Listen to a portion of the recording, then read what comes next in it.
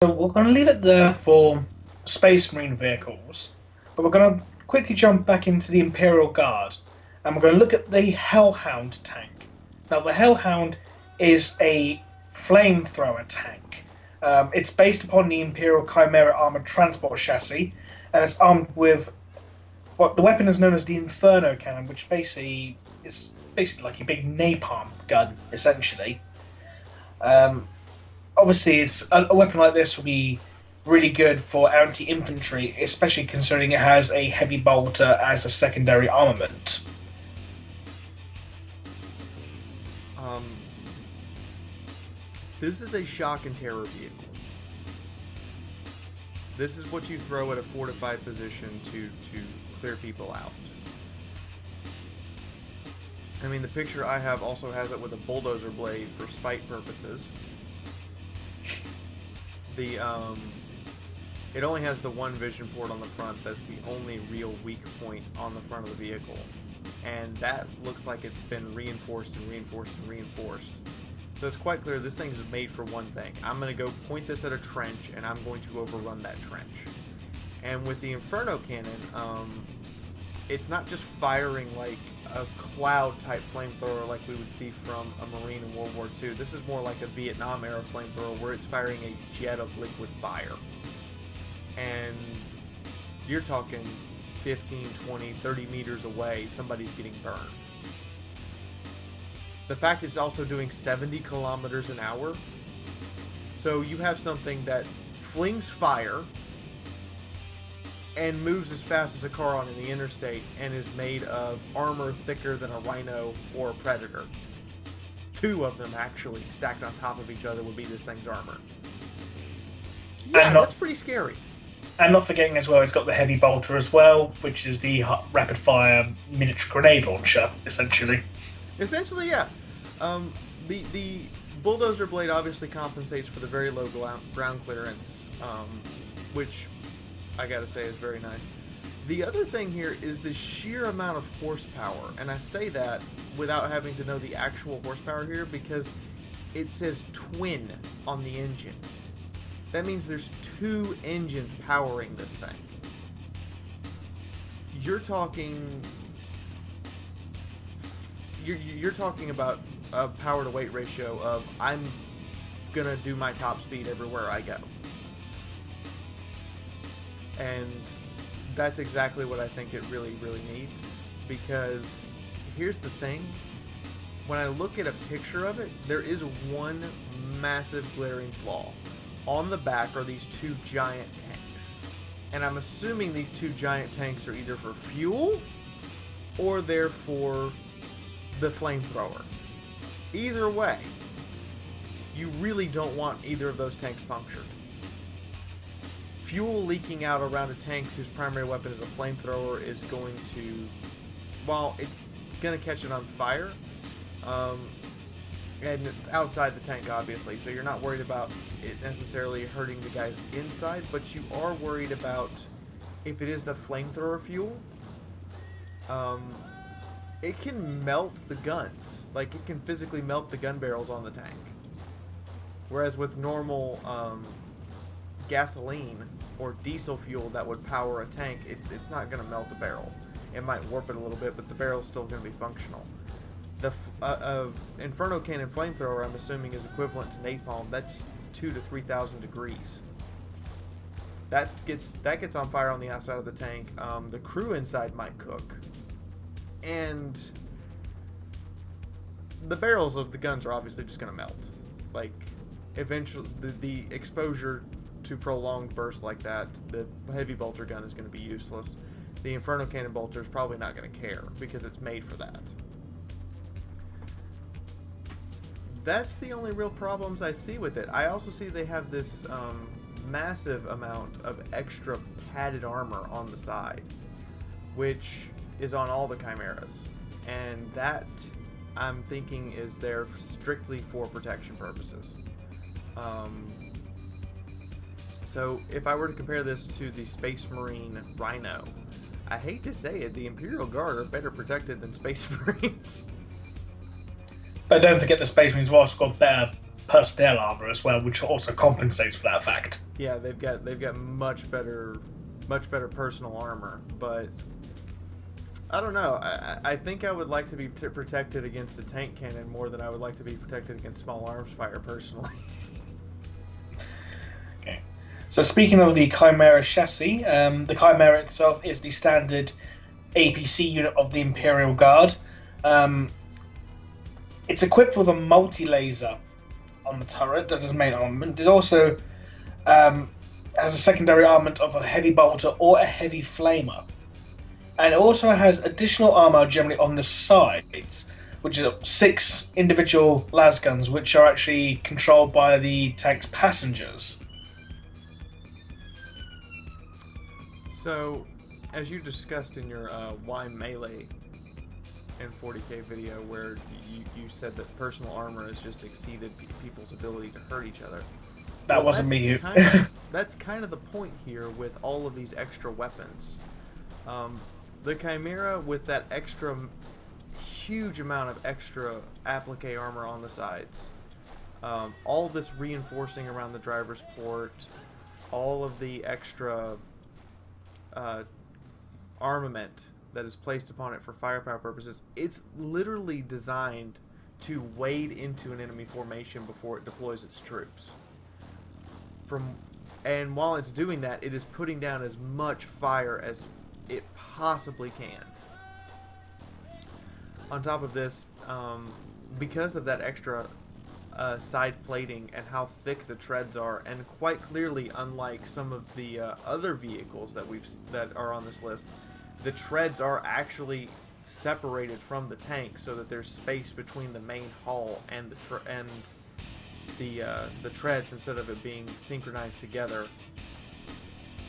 The side of this tank, of the Chimera, I think should be thicker than the front. Just looking at it and looking at all those features, the sides should be thicker than the front, which is an odd design choice unless you're going to drive it into the middle of the enemy formation and tell them, go ahead, shoot me in the side, I don't care. Would the armor on the side be thicker for the reason because you got the lasguns on the sides that are actually being controlled by the passengers? Would that be one of the reasons? Because obviously you're going to have a bunch of people going to focus where that firepower is coming from. That would be exactly the reason. You want that extra armor because, especially in night fighting, people fire at flashes. Well, if those lasguns are blazing away, they're going to shoot at those flashes, and with all that extra side armor, it's basically pointless. You're just wasting ammunition, even if you're firing an anti-tank round.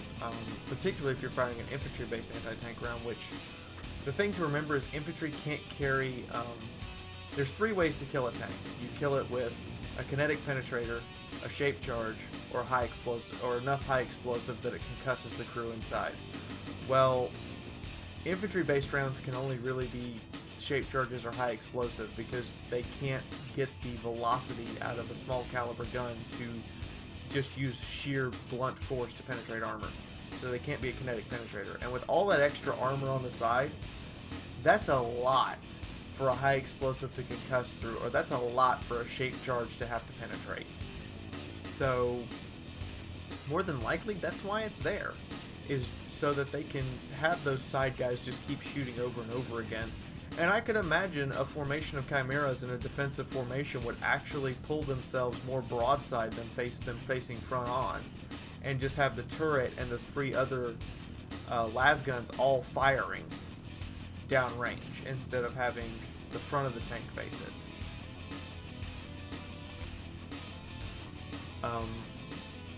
But again, the biggest weak point I think on this thing is going to be the rear, because the rear is almost completely flat, and on top of that, the rear is a big door to go in and out of, which within almost every tank, the rear is a weak point.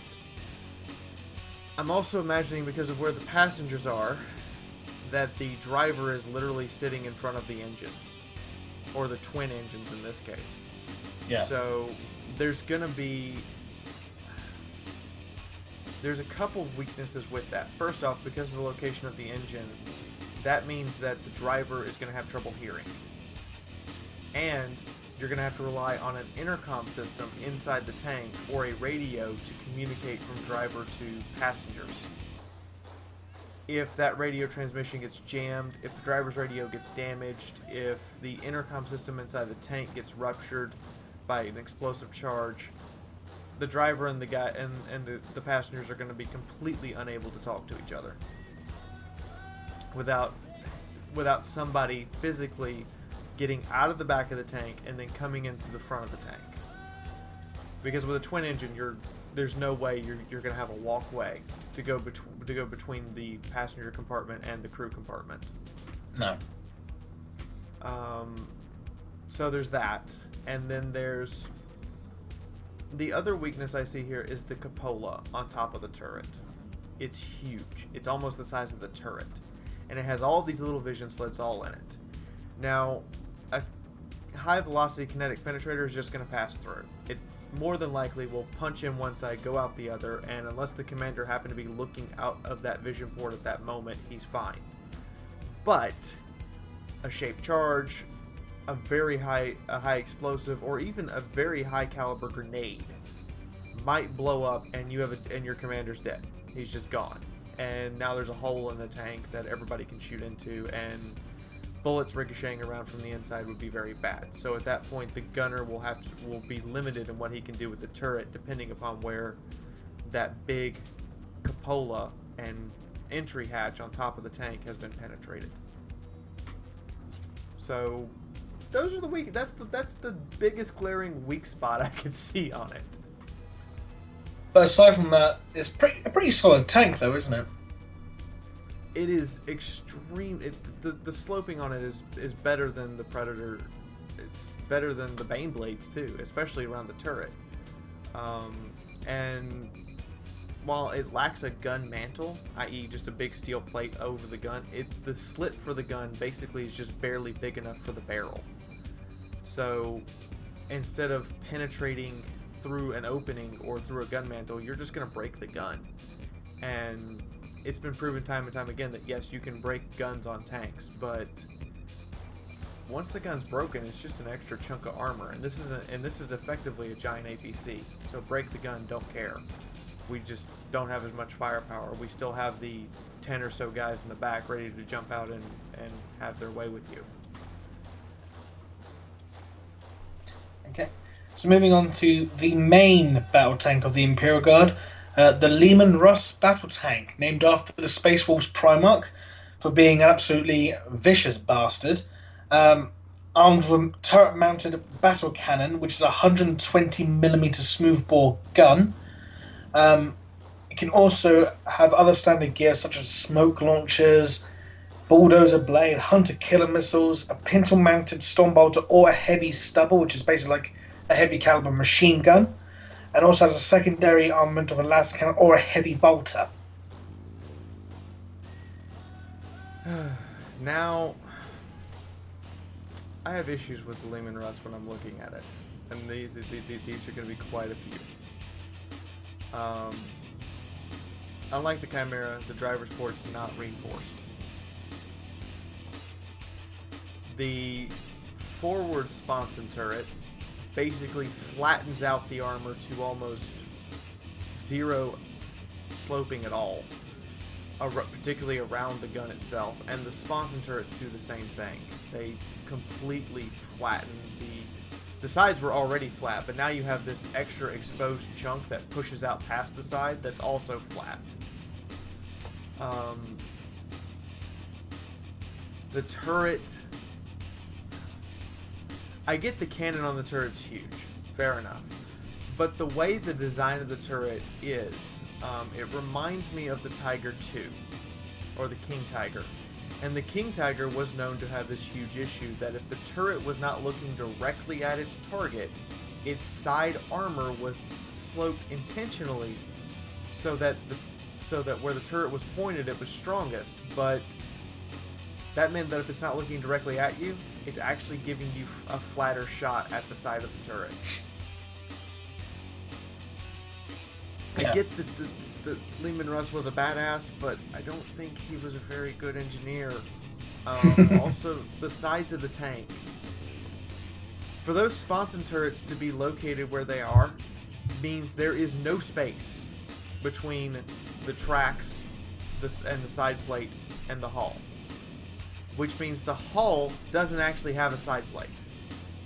Instead, that outer plate we see covering the tracks is all the armor it has on the side. Yeah. If this thing is not facing directly at its target, it's going to get penetrated over and over again through that side armor.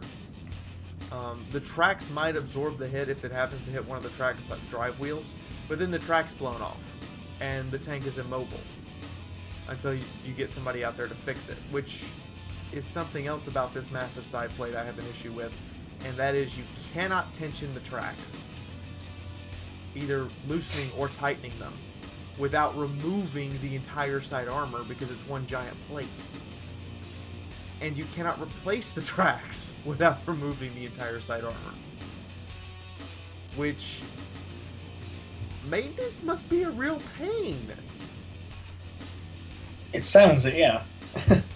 And then, unlike the other tanks we've talked about that have this applique armor over the lower plate area, the Leman Russ doesn't. If you put a dozer on it, yes, it now does. But otherwise, it doesn't have that. So surprisingly enough, the Leman Russ, despite being seen as the pinnacle tank, is actually, in real life terms, pretty shoddy.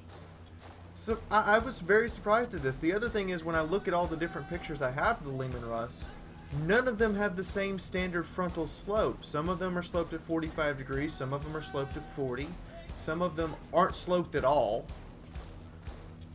And the big thing with armor sloping is, if you notice, when you have something that's straight perpendicular, you have the least amount to pass through. Well, when you angle it, you have more armor to pass through. At 45 degrees, you effectively have twice the thickness. At 60 degrees, you have 3 times the thickness. And at 80 degrees, if you manage to still have a shot that just doesn't ricochet at that angle, you're talking 18 times the armor thickness. It's why, like, the Chieftain Mark V in real life had that obscene 70-degree slope up the frontal hull.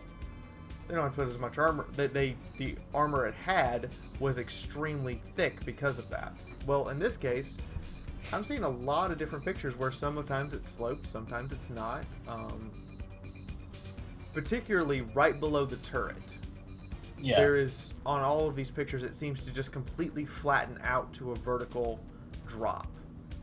And one of the most vulnerable parts of tanks is the turret ring. And that is because if you get a shell into that turret ring, it jams the turret. Well, if you're going to flatten out the armor around the turret, that is bad, because that is going to be easily penetrated now. And if the turret of a Leman Russ is jammed, it's almost impossible to aim the main gun, because then you have the gunner looking through the gunner's sight, trying to direct the driver how to physically turn the tank in order to aim the gun. The only real nice thing about this is it has 8 degrees of gun depression, which mirrors an M1 Abrams. It's short of a Challenger or a Leopard 2, but it mirrors an M1 Abrams in terms of depression and elevation angles. So that's nice, but a lot of this tank I'm looking at it going, yeah, this seems like it's a bad idea. Someone should get the Adeptus Mechanicus to better improve upon its design then, post-haste. As awesome of a guy as Leman Russ was, you guys might want to check his design policy. In fact, I don't think he designed it. I think they just named it after him. Fair enough. Enough. Like with the Malkador heavy tank as well. Fair enough. Okay. So, moving away from tanks now, we're going to move on to something a bit more unique. We're going to move on to the Warlord Titan. Now, the Warlord Titan is an absolutely gigantic walker. If you're wondering how big it is, it has landing platforms for aircraft. It can have siege rams to batter down walls, assault pods to disgorge infantry into enemy strongholds, as well as basically being bigger than most other forms of Titan. To further illustrate its sheer size, A Lehman Russ is the size of its foot. It can step on a Lehman Russ and crush it. Now, the thing is, there's no concrete height for one of these things. Excuse me. Heights have been varied from between 40 meters to 200 meters. Wow. The head of a Warlord Titan is said to rest about 30 meters above ground on some variants, and it's said to have a weight of between 1,000 and 2,500 tons. What? The foot by itself is said to weigh several hundred tons just for the foot. Now, as an engineer, is this something like that even feasible? Is it even possible to have something that large on two legs stomping around? Like something from Power Rangers? So, there's been a lot of talk about this, but Neil deGrasse Tyson has pointed this out. You would have to have an obscenely strong metal and joint to have something like this walking around, because every single pound, every bit of height you keep adding to it adds more weight and more weight and more weight. Well, the problem becomes the pieces at the very bottom that have to support everything. And at times, you know, when this thing takes a step, one leg is supporting the entire weight of every part of the vehicle but the other leg. Statistically and from an engineer standpoint of view, that's not feasible. This would collapse. However, let's assume it doesn't. Well, then you have to factor in that devices like this are extremely intricate. One part fails and then the thing starts coming apart. So I would have expected most of these to be extremely heavily well armored, and was kind of surprised at some of the things that I see on pictures of Warlord Titans that are exposed. I see these tubes coming out up to the head of the Titan that are completely exposed, and I'm like, that's bad. And then I see joint actuators that are completely open to incoming fire, and I'm like, that's really bad. And then this is particularly evident on the Warhound more so than the Warlord, but the big plasma gun still has its plasma chamber visible. You don't want that to blow up. You don't want that to get punctured. I don't know why there's not a big thick armor plate stacked over it with maybe some vents around it to help with ventilation. I was going to say, would the reason it's less heavily armored just because a plasma gun that size, which is basically going to be like the size of a skyscraper essentially, the sheer amount of heat that the plasma would be generating would just melt any armor that's attached to it. But then we come into the quandary of mech-based combat, and that is cockpits. Do you create a cockpit in which everything is based on cameras and there's no physical vision port, therefore providing the vehicle with the maximum amount of protection?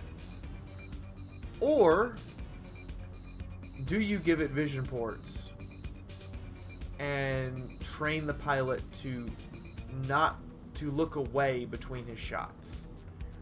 Well, they've chosen to give them vision ports and rely on pilot skill. But when I look at these vision ports, they're not like airplane cockpit sized. They're like the size of a Space Marine. And if somebody can get around up there, or if another Titan shows up, that is a clear, visible, weak structural weakness that if you penetrate it, you're not destroying the vehicle, you're killing the crew.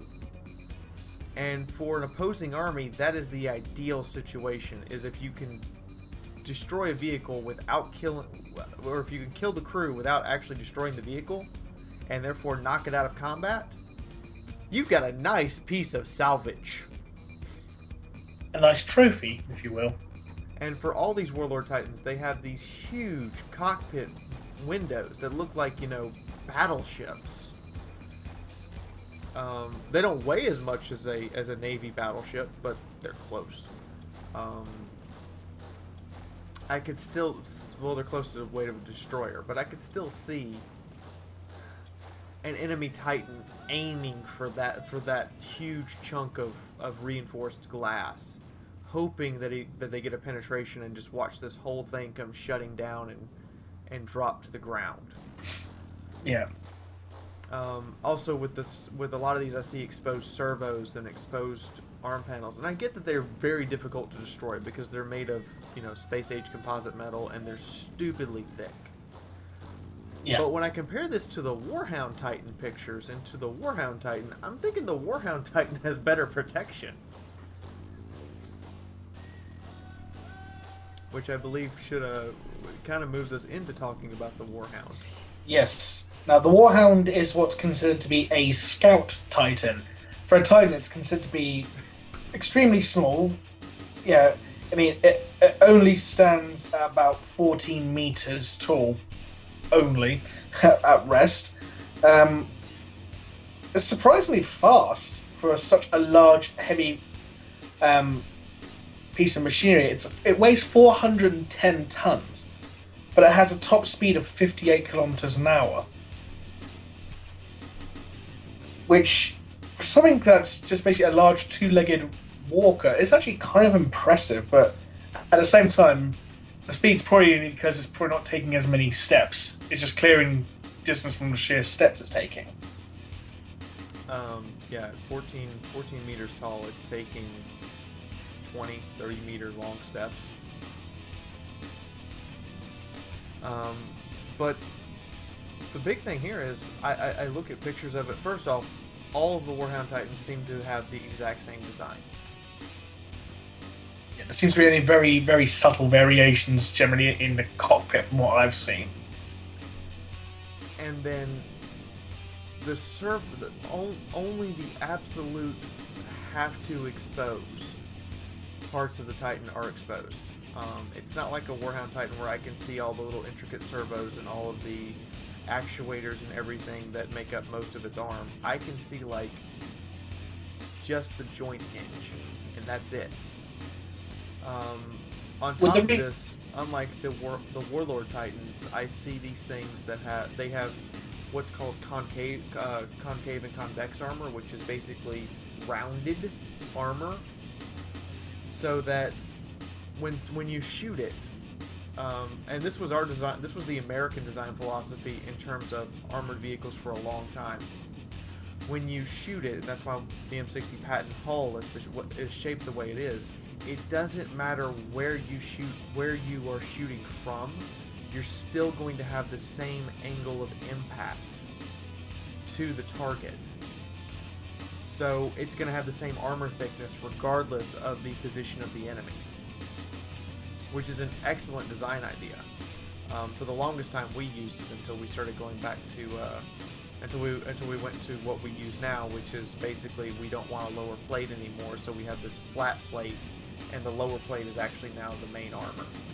But this seems a lot better protected in terms of armor points. Now they still have the cockpit windows, but they're more on the side, so it has to.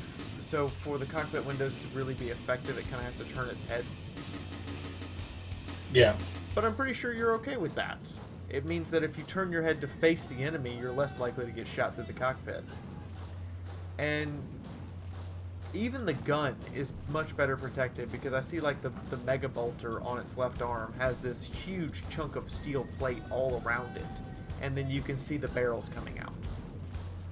That's what you want. You want as little of your gun sticking out as possible. It's why I hate to rack on the American tank so badly. It's why the gun of the Abrams looks comically small, because over half the barrel is inside the tank.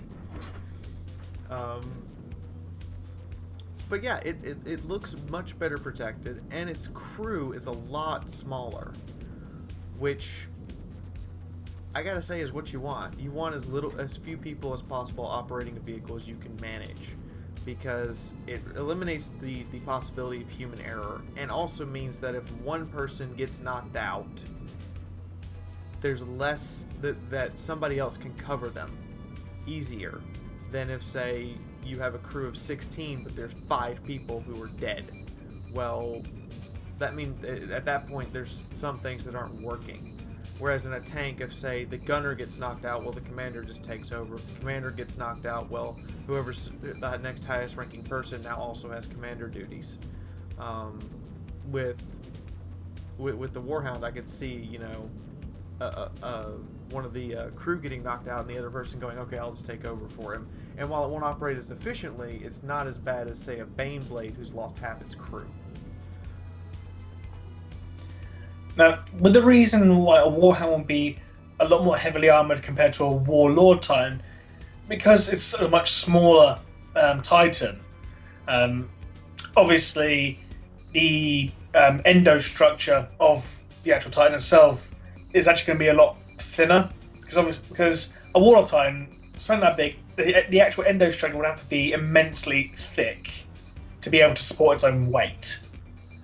I'm also thinking that the reason that it's so much better protected is because with a Warlord Titan, you have that size is armor factor, where yes, which is what you're going to have systems failing, but because it's so big, having, you know, even 10 or 15 systems completely fail is not going to cripple it completely out of the fight.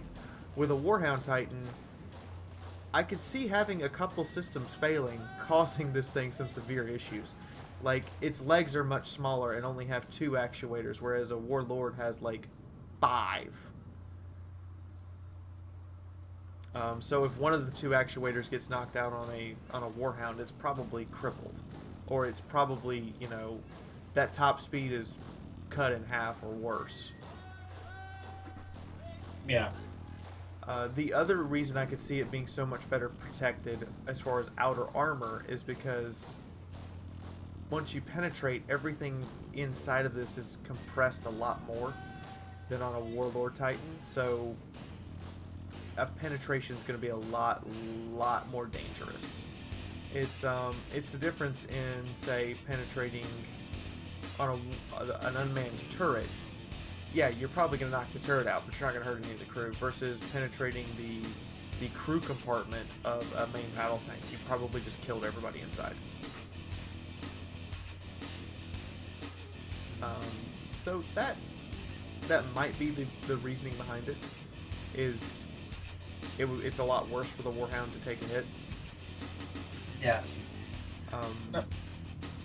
But I could also see this as being like, you know,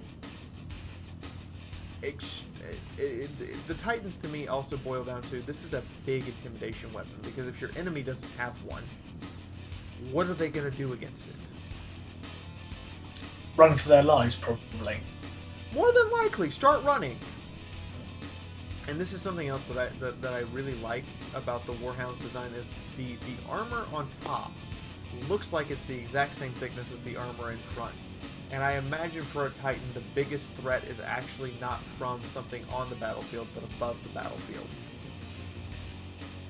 Because obviously the pilots of these things are focused on winning the ground war. Well, if you have a Thunderhawk or you know, an orbital bombardment incoming, you want it to survive. Yeah. You're going to stack as much armor as you can on top of it. Where the Warlord, as you pointed out, actually has aircraft land on top of it. That's massive.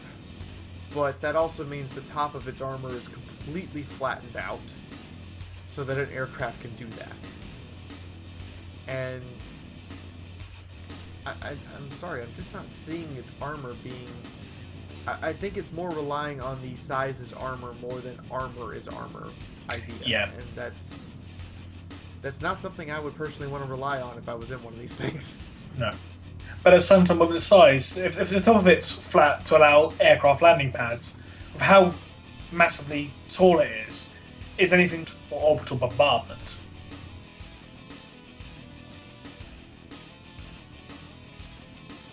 Probably not.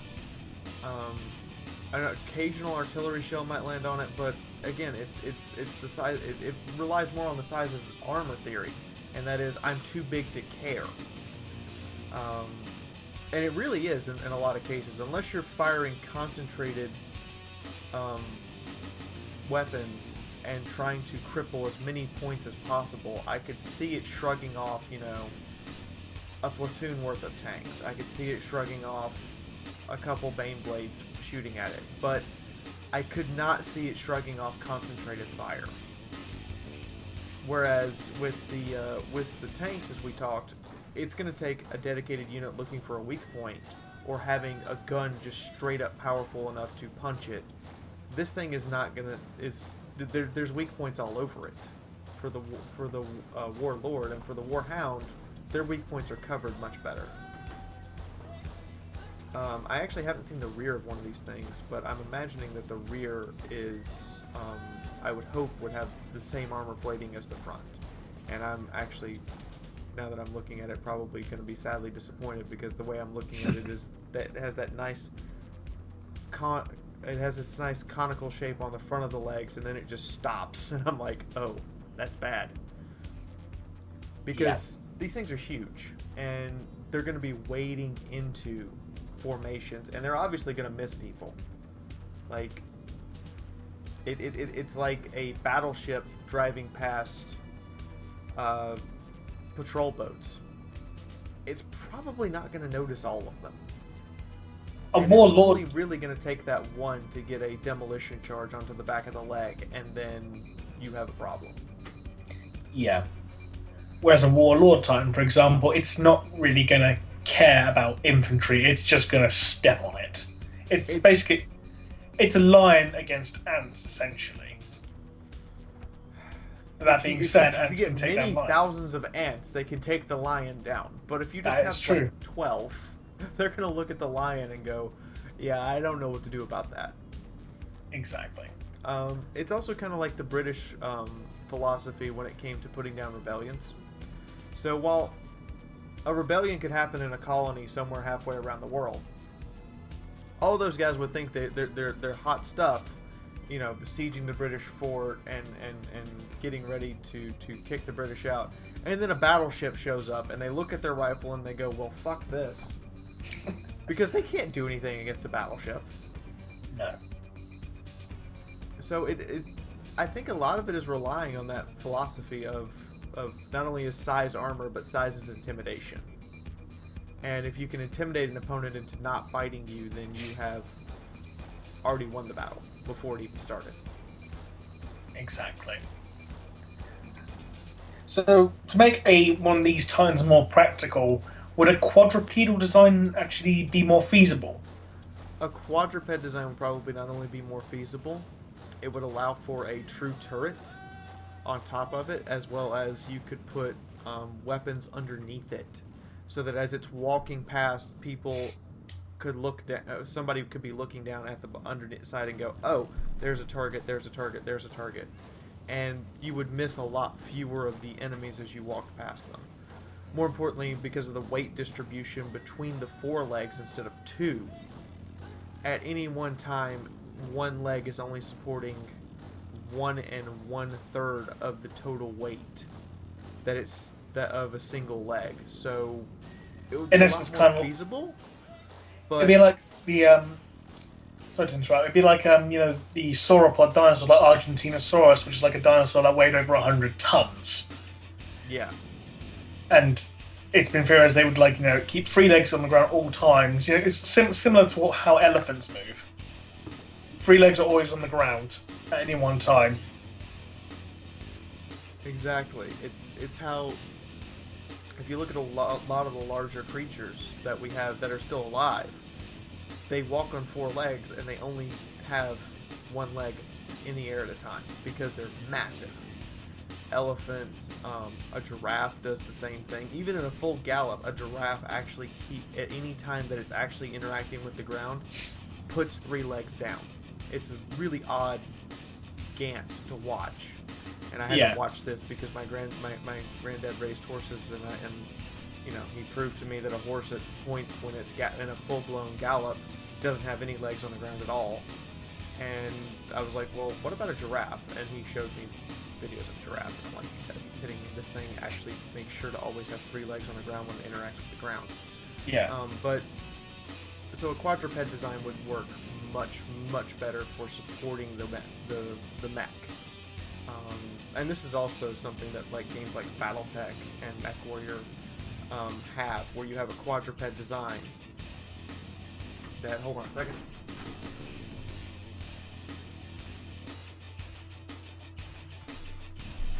Where you have a quadruped design and it supports the vehicle better. And it's proven that it doesn't, if you lose a leg, for instance, on a Warhound Titan, the whole thing comes crashing down. If you lose a leg on a quadruped vehicle, okay, it can still stand on the other 3. It can't really move, but it can still stay standing. Yeah. Because the only Titan in 40k that seems to be able to move as a quadruped really is the Tyrannid Aerophant Bio Titan, which is just a large organism, which I can imagine having a bit of an advantage over other Titans just because as a living creature it doesn't need to have crew members directing which part to move. It just does it. It can scuttle over anything and just, if need be, just leap upon the Titan, just push it down to the ground and start going at it like a lion would on a zebra. Exactly. It just walks over, doesn't care. It just eats you. The problem, however, with having it be a creature, and I could see this coming up, is if you penetrate the brain case, well, it's dead. True. But that being said, they are covered with a chitinous armor as well. And I'd like to see someone figure out like the whole biology behind it, like having essentially a giant armored insect. How well protected would a shell be against, at that scale, against arms fire and stuff like that? Oh yeah, and I would like to see. I can't wait to break down because I've been looking at some of the Tyranids and I'm like, these things are actually really well designed for not dying from enemy fire. And it's kind of scary. I'm wondering if that's from them encountering races who use armored vehicles and figuring out and having them realign their own plates in order to protect them better, or if that's just a concept of evolution over time. Well, considering the Tyrants, their whole modus operandi is consume, evolve, repeat. Repeat infinitum. I mean, don't forget, many of the different organisms within the species have incorporated DNA from other races. Like, you got the Biovore, which is like their artillery, which is made from Orc DNA. You got the Zoanthrope, which is psychic warfare made from Eldar DNA. You got the Tyrant Guard made from Space Marine DNA. And I'm really wondering if the Tyrant Guard actually have black carapaces underneath. They actually do. Oh god. They have black. It's actually no, they have black carapaces, though the Adeptus Mechanicus claim it's heresy, and will have Inquisition set upon anyone who claims it, even though many people have spotted black carapaces on Tyrant Guard. So yeah, we could potentially have Tyrant Guard wearing power armor at some point, if someone's crazy enough to do that. See, this could bring up a lot of debates, but I think we'll get to that when we start talking about Tyranids in relation to how they operate in terms of armored warfare. Yes. Yeah. So I think that's everything with the Imperium. Do we want to do Eldar or something else next time? Well, fun enough. We'll leave it for the fans to decide. Write in the comments section below what race you want us to cover next. Eldar, Orcs, Tau, whichever. So, thank you for joining us for this episode of Blitzkrieg, and thank you for Fiaura the Tank Girl for joining me today. This has been a lot of fun, guys, and I thank all of you for watching. I don't have a previous episode to show you this time, but hopefully next time we will have previous episodes to show you guys. And again, like our Warhammer 40K theorist here has said, leave a comment. Let me know what race you guys want us to go over next time. And we'll see you all next time. Bye bye. And we're